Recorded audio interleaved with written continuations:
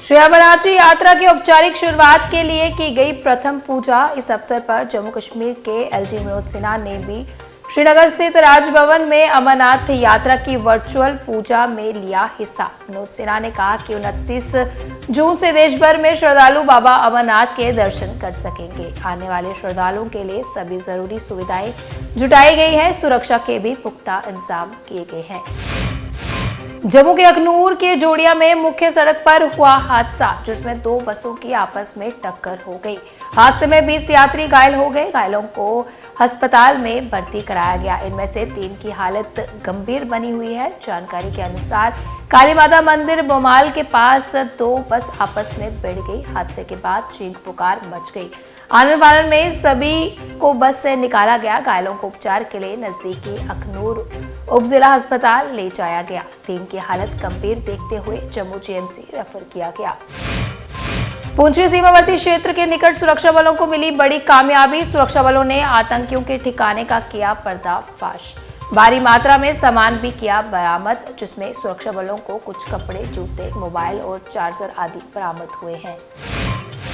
आज गुरु हरगोविंद सिंह जयंती प्रकाश उत्सव धार्मिक उत्साह के साथ मनाई गई। इस अवसर पर शांति, समृद्धि और समग्र विकास के लिए विशेष प्रार्थनाएं भी की गई। सिख समुदाय के लोगों ने प्रकाश उत्सव को सुचारू रूप से मनाने के लिए सभी व्यवस्थाएं करने के लिए जिला प्रशासन को धन्यवाद दिया।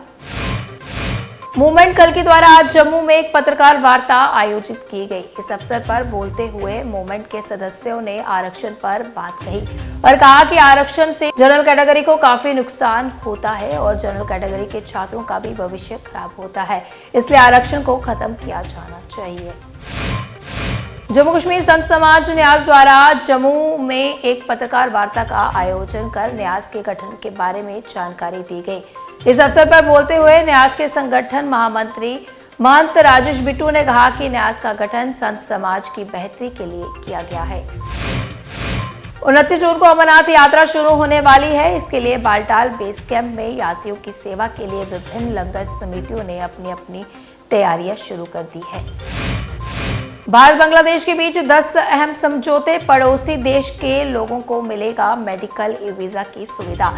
भारत और बांग्लादेश ने शनिवार को समुद्री क्षेत्र और समुद्री अर्थव्यवस्था में संबंध को बढ़ावा देने सहित कई समझौते पर हस्ताक्षर किए हैं। प्रधानमंत्री नरेंद्र मोदी और बांग्लादेशी पीएम शेख हसीना के बीच व्यापक बातचीत के बाद समझौते को अंतिम रूप दिया गया। दोनों पक्षों द्वारा हस्ताक्षर किए गए इन समझौते में डिजिटल डोमेन में संबंध मजबूत करने और हरित साझेदारी को लेकर एक समझौता भी शामिल है।